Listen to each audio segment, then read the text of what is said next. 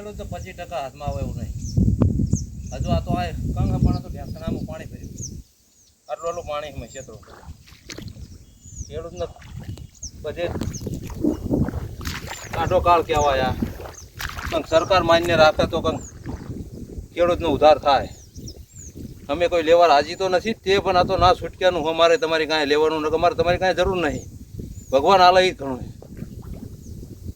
તો ભગવાન કોપો હોય એટલે શું કરવાનું.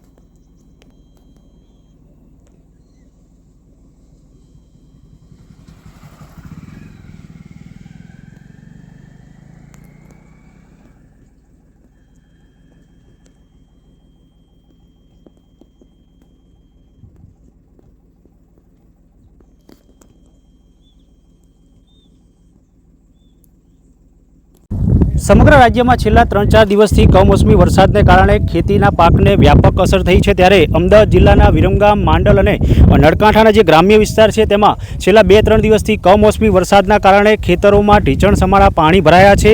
વાત કરીએ તો આપ જોઈ શકો છો કે અમદાવાદ જિલ્લાના જે નળકાંઠા વિસ્તાર છે ત્યાં આપ જોઈ શકો છો કે આ ડાંગરનો પાક છે અને સાવ સુકાઈ જવા પામ્યો છે અને આ ખેતરોમાં ઢીંચણ સમાળા પાણી ભરાયા છે. અને મોટા ભાગના જે વિસ્તારો છે વિરમગામ તાલુકાના નળકાંઠાના જોવા જઈએ તો થુલેટા, અસલગામ, રૂપાવટી, મોટી કિશોલ, સુરજગઢ, જેજરા, કોળા સહિતના જે ગામો છે ત્યાં ડાંગર, કપાસ, એરંડા અને તલ અને જુવાર જેવા જે પાકો છે તેને વ્યાપક નુકસાન પહોંચ્યું છે. અને આપ જોઈ શકો છો કે નળકાંઠાના જે ગ્રામ્ય વિસ્તારો છે જ્યાં મોટો ખેતી ક્ષેત્ર વિસ્તાર આવેલો છે અને મોટા ભાગનો જે કમોસમી વરસાદના કારણે ભારે ખેતીના પાકને ભારે હાલાકી પહોંચી છે અને ખેડૂતોને મોટા પાયે નુકસાનની ભીતિ સર્જાઈ છે. ત્યારે ખેડૂતો પણ સરકાર પાસે સર્વે કરાવીને વળતરની માંગ કરી રહ્યા છે. પિયુષ ગજ્જર,